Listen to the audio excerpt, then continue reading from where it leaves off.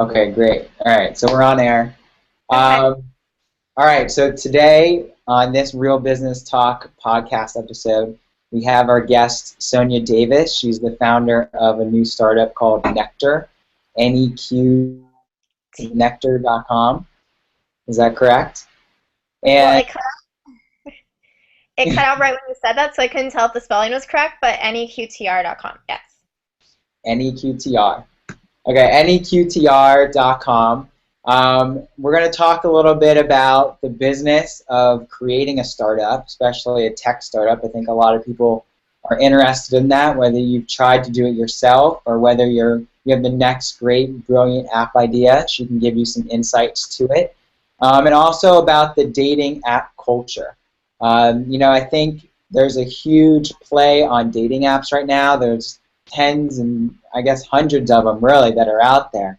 So Yeah. how does Neqtr differentiate from that? What are some of the benefits of a dating app? What are ones that are working? What are some that are fads and what's going to be around for a long time?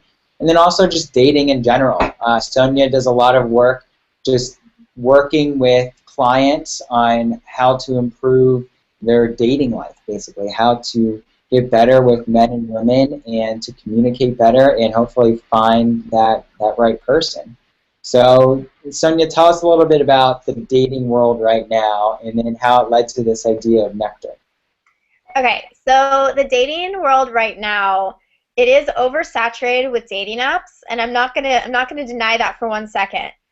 Um, but the current models that are in place are it's like this unfulfilling hookup model that is quite prevalent, and it's not something that it's like everybody experiences that unfulfilling hookup at one point or another, but you get over it really fast, and especially as you get older, you're just like, do not want to do that anymore. And then there's always this booze focus for dates. It's like the go-to idea, and nobody can really think outside of that box. And on those booze-focused dates or dinners or anything like that, there's this tedious 20-question interview process that feels like it happens every time. It's like a job interview for dating every time you meet. It's the same questions. And then on top of that, you're like, well, who's going to pay? And it's just this like battle in your head, or who's going to set up that date. When you have the online dating experience, a lot of times you're going back and forth and people want to ask you novels about yourself, and it's like, is this person ever going to want to meet me in person? Like, what's the deal? Are they just like online? Are they too afraid to meet in person? And then there's also high monthly rates for certain competitor apps for quality that is lacking. And so what are you really paying for there? And there's so many other things. A couple of the new apps that are coming out think it's the best way to connect you through your Facebook mutual friends. And that's also kind of Like tricky. an app like Tinder, right? Where they only connect you through Facebook. Well, Tinder's one, and then there's all these other ones that are coming out. Like, I think Coffee Meets Bagel has that same type of approach. There's Hinge, that's another one.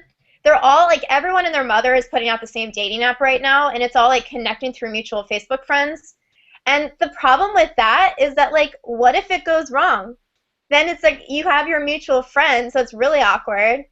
And then, do I really want to be connected with some of my friends' mutual friends? And then it's just all sorts of complicated, and like, it's not always the best.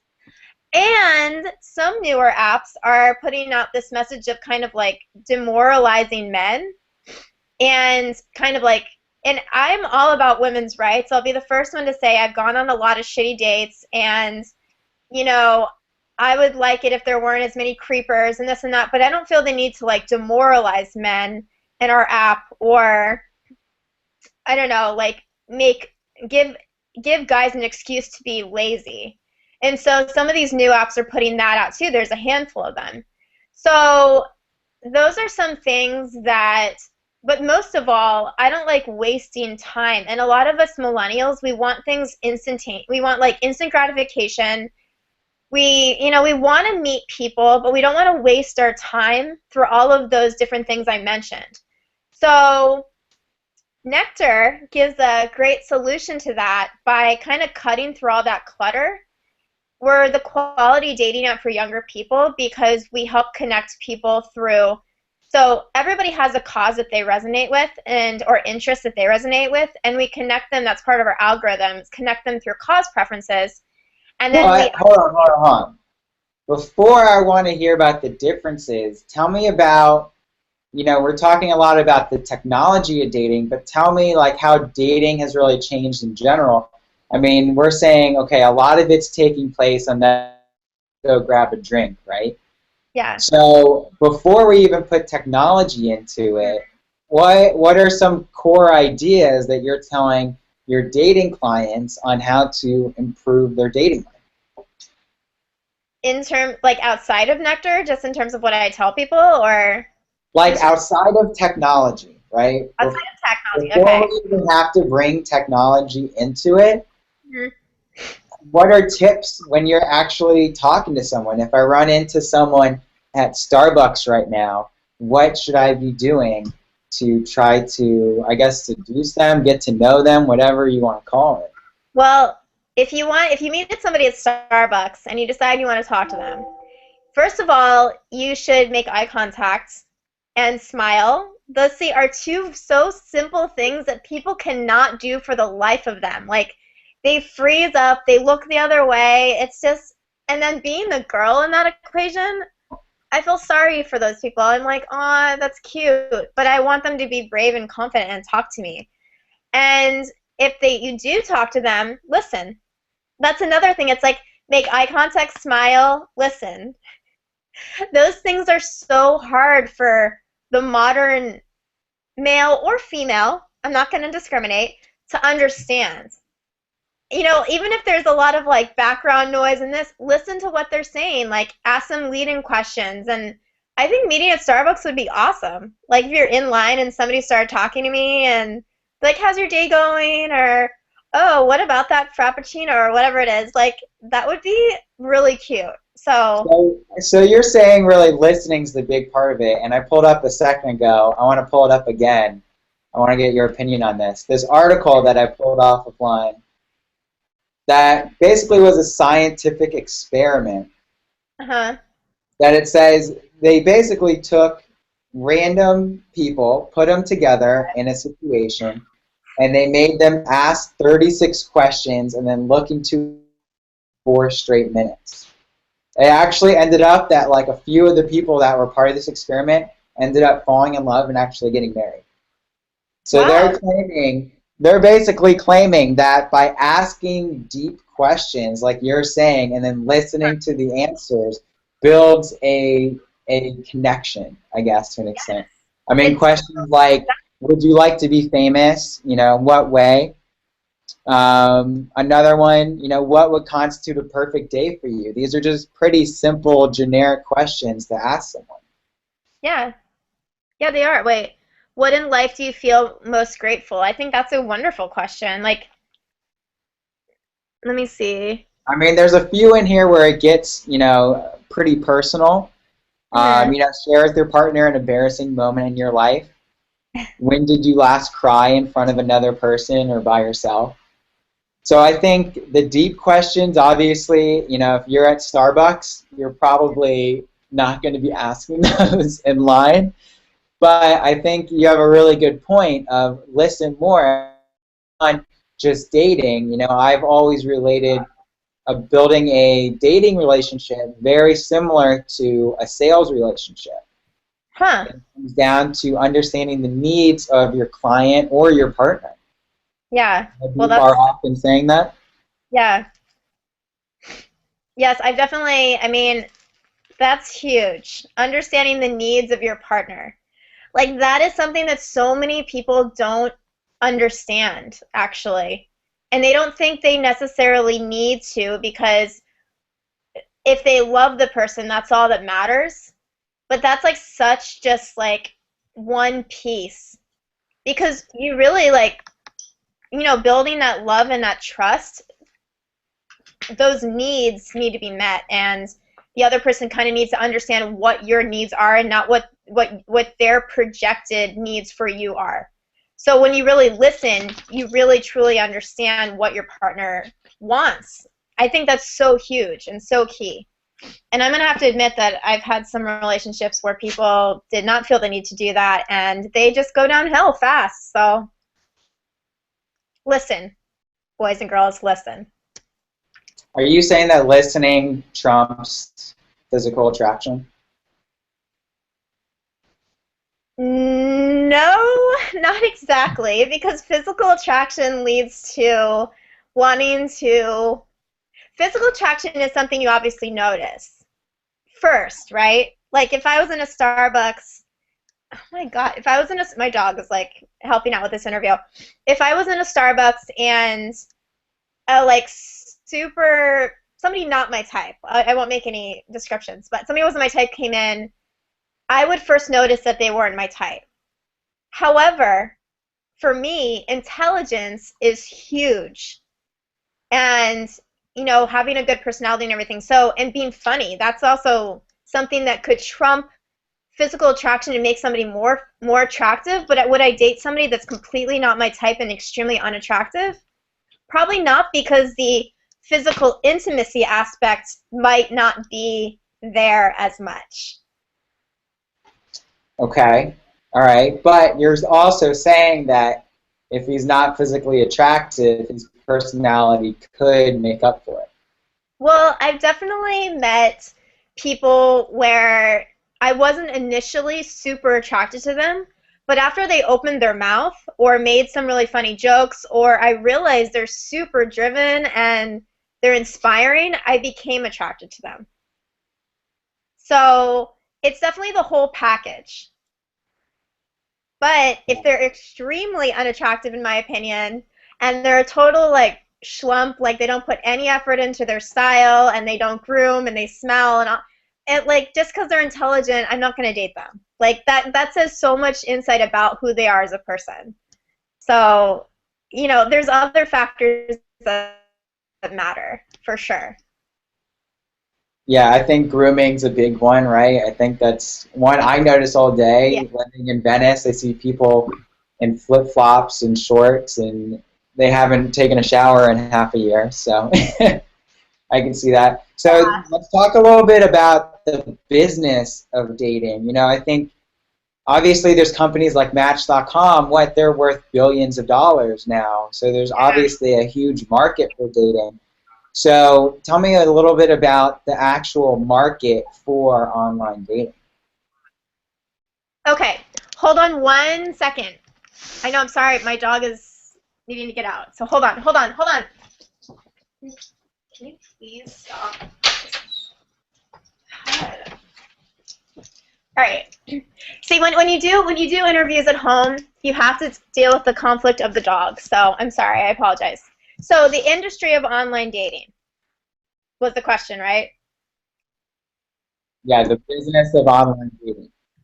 The business of online dating. It's huge.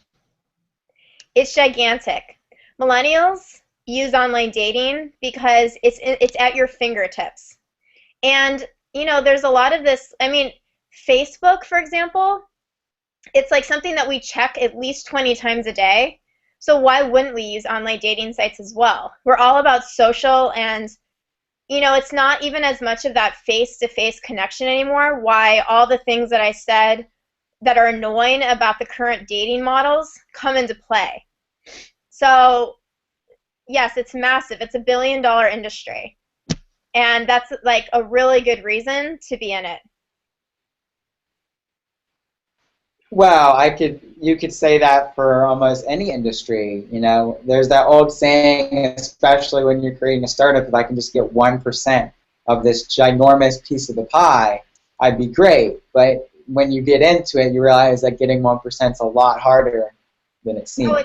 it's so hard, except that that market, I don't mean like the money, like that's a so reason to be in it because it's $1 billion market, and you know, it's because that market of people want online dating. Like that's what they're about these days. And they're bouncing from app to app, always trying the next best thing because one thing isn't working. They're not following, they're like finding partners maybe short term, or they're finding maybe like hookups, or they're finding a good time, or you know, maybe some avenues work but then they want to try the next one. Like most of the people that I know have tried at least like 3 or 4 dating apps or sites, and they still haven't found that person. So there's like this serious like lack of quality for especially the younger generation, and they feel like they've wasted so much time. And a lot of people, like especially my age, this is kind of like another plug for Neqtr, but especially a lot of people my age, they're like, you know what, I've already done the bar scene, I've done this, and I just want to stay home and watch Netflix and like cook dinner and be with my dog. Like, do I have to go drag my ass out to the bar scene and do all of that? Like, for me, you know, I don't even drink, so I'm like, I don't want to go out to the bar and flirt with a bunch of drunk guys. Like, that's not my idea of a good time. But they want to find a place that's like a low pressure planned date or something, and I'll talk about Neqtr a bit later, but they want quality, down to earth, and that's hard to find in the modern markets. But that's why people use online dating.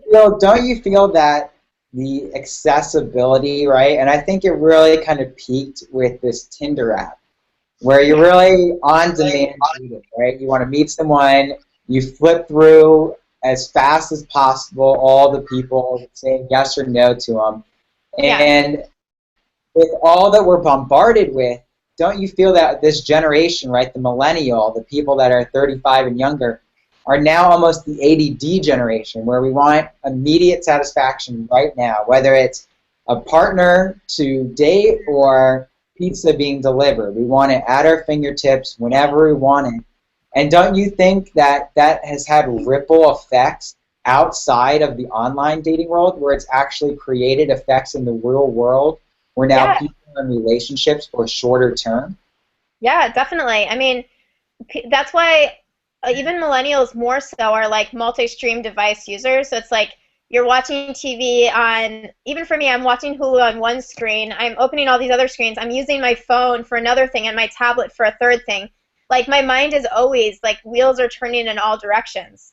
And so, you know, that's Facebook. It's like you can see everything going on in somebody's life just by scrolling through a feed.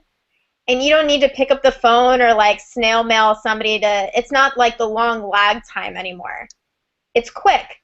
And so Tinder, but it's, you know, it's not the same though. You know, it's, yes, you are understanding the major occurrences that are happening in that person's life that they wish to share, but you're missing out on all the in-between. And I feel like that is really where the problem is, especially, you know, I started realizing this really about a year ago when I started making it a big thing to actually call all my friends and actually talk to them, while for a few years I was just relying on Facebook, and I realized that that's almost like a superficial veil over a person's life.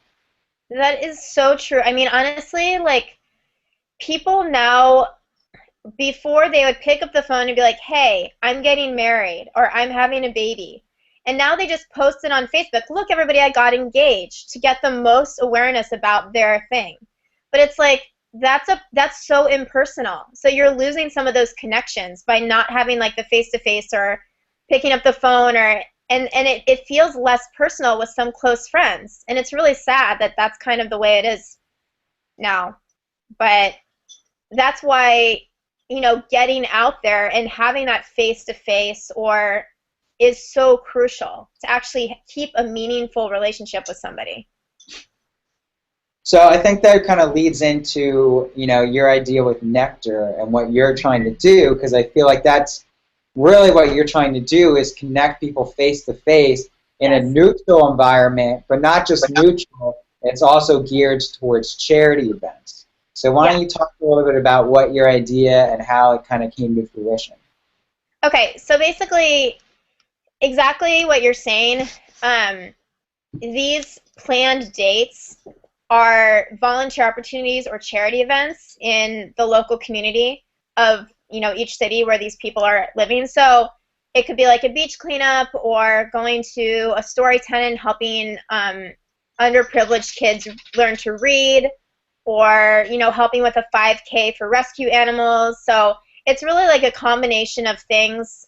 Some of our like community partners are like Habitat for Humanity, you know, this Humane Society, Traveling Stories. We're doing some things with Surfrider.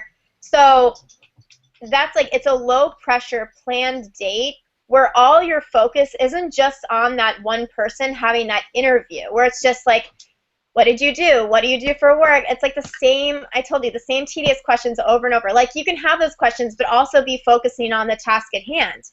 And then, let's say it's not a match, like you meet and it's like, you know, I don't really feel anything with this person. Nobody wasted their time. And so that's like kind of the beautiful thing. It's like you still gave back to your community. You're still doing something good, and you still feel good that you made that move.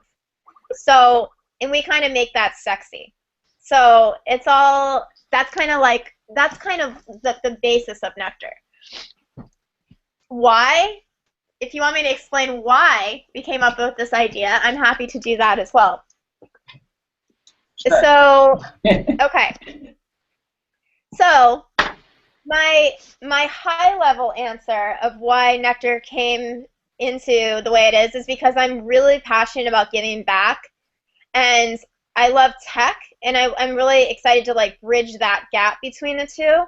And you know, I've been around the dating scene, and I want to help people find quality partners. And this is really a super good way to do that, through volunteering, giving back, giving of yourself, and helping your community. It's just a completely different way. And even if you decide like, hey, this beach cleanup was really fun, let's grab some drinks afterwards, well, you still at least like met in a planned situation where you didn't have to think like, oh God, what's the first thing going to be? Is he going to pay? Is she going to? Like, you're so stressed out meeting that person first, face to face. You don't know what to expect. You kind of have an idea of what to expect. Like, you're like, at the end of the day, I know I'm going to pick up trash on a beach. I mean, I'm going to, like, you know, I'll also meet with this person and, like, well, this, but I don't have to feel so stressed about all the other elements. You know, like, it really helps on a lot of those levels. So I guess the basis of Neqtr, right, is connecting two potential relationship candidates, and the median is this charitable event where they get to meet each other at the charitable event. Tell us a little more about how that process actually works, okay, you know, in the app itself. How am I meeting someone? Am I just choosing the charity event, or am I choosing the person first? You know, tell me a little bit more about that. I will break it down for you. So basically, we kind of have that same Tinder model where we have the easy swiping, except that when you log in, so you can either connect through Facebook or you can do a manual login process. We have both options available. But in that login, you pick causes that you resonate with. So whether it be the environment or child literacy or human rights, rescue animals, anything along, you can pick 3 to 5 of these causes. And those are our main buckets. And those go into our matching algorithm. So some of the other points that go into the algorithm are like, you know, age range, location, and then that goes into the, so you pick, you know, which things you want out of that algorithm. Okay, so that all makes sense. These causes go into it too. So then in our feed, you know, in the map, you can swipe left, right. We do the same type of thing with a picture with the causes too. Once you become a match with somebody, that's when you invite him, her to an event, and that's a planned date.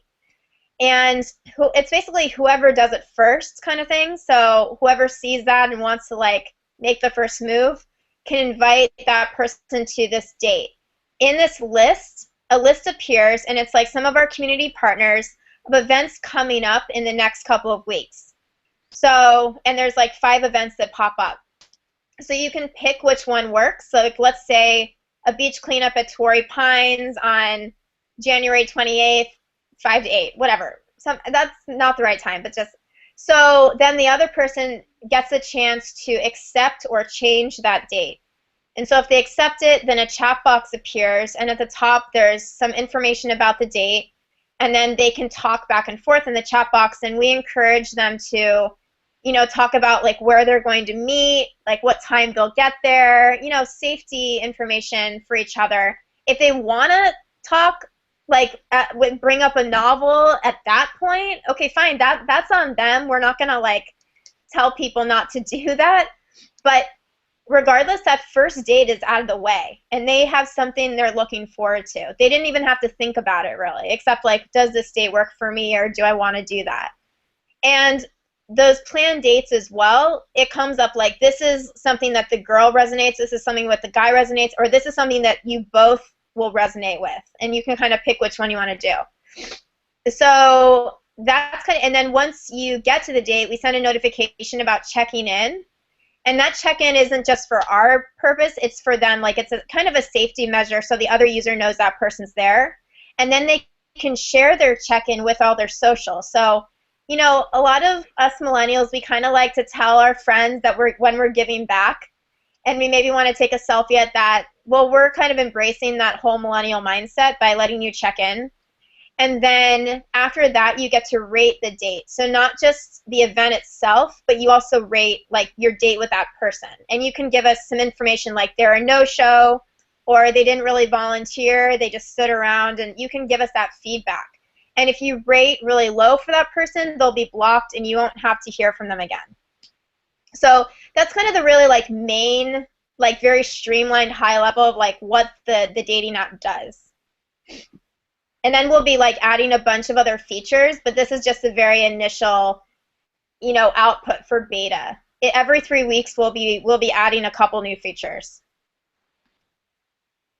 Yeah, I mean the beta, is it out on iTunes yet, or is it going to be a few more days? We released the app, the beta link, over the last couple days, and we right now have 100 users, but we'll be in the App Store in about 5 days.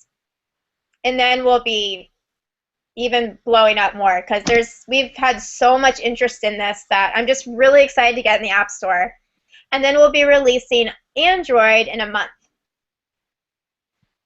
Okay, Android in a month. So if you're listening to this, you have an iPhone, you know, is it only going to be available in San Diego right now, or can anyone download it and help open up that market for you? Yeah, I mean, anybody, it's mainly available in San Diego in terms of the events, but we'll be adding a donation platform in about a month's time. And so that will be like another area of the app itself. So we're going to be rapidly expanding to like San Francisco, LA, Santa Cruz, Santa Barbara over the next couple of months. So how are you getting around Apple's terms of use where you can't have charitable donations within the app? Yeah, so our partner for this app, for this donation piece is GiveQuick. They're based out of New York.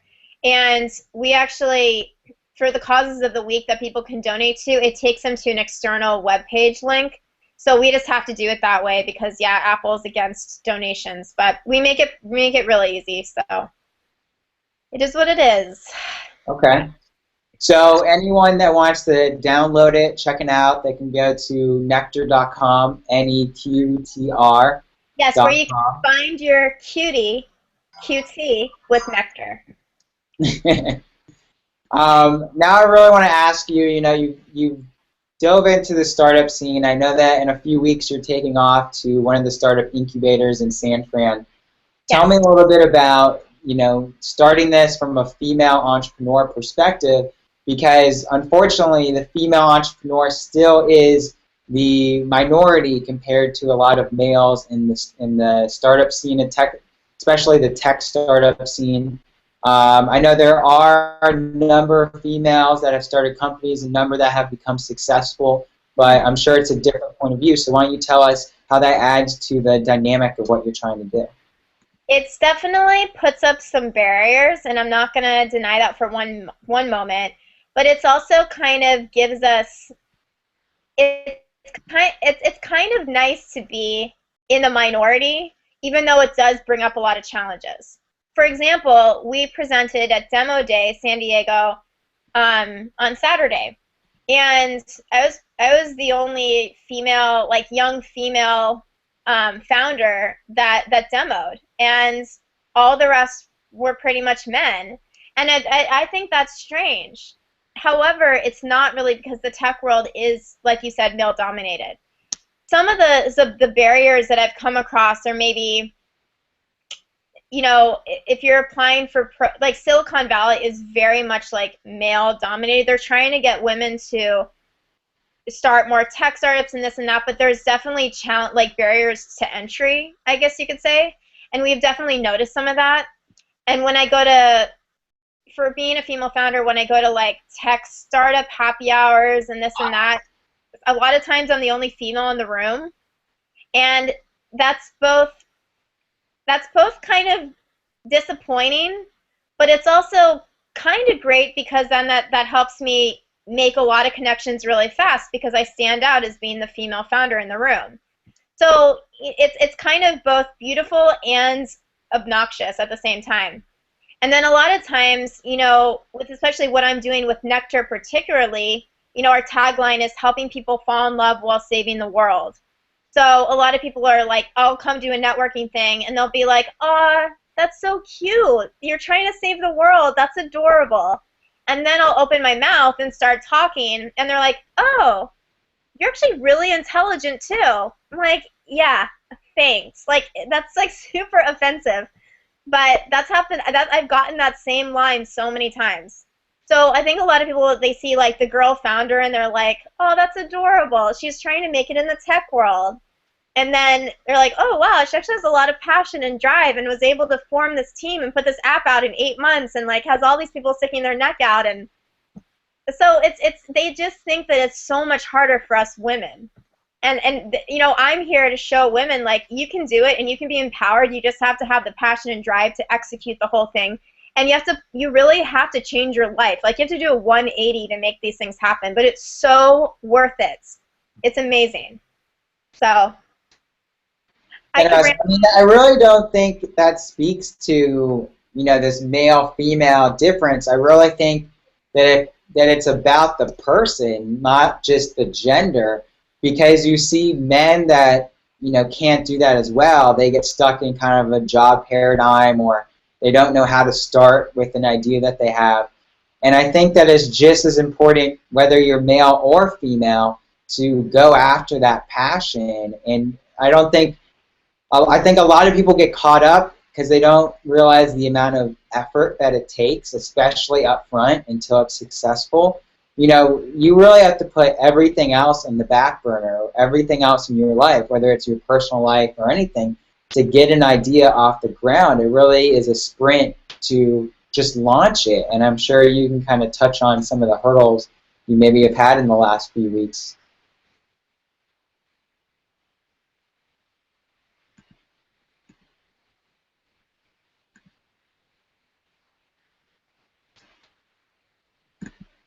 You still there?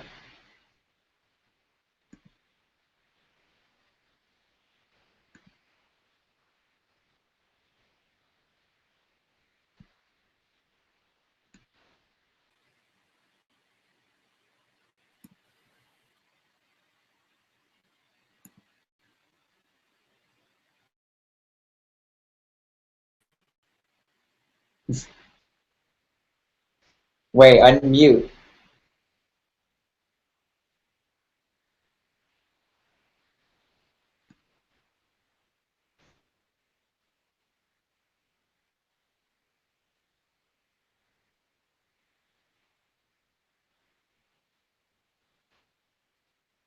It says you're on mute. Can you unmute it?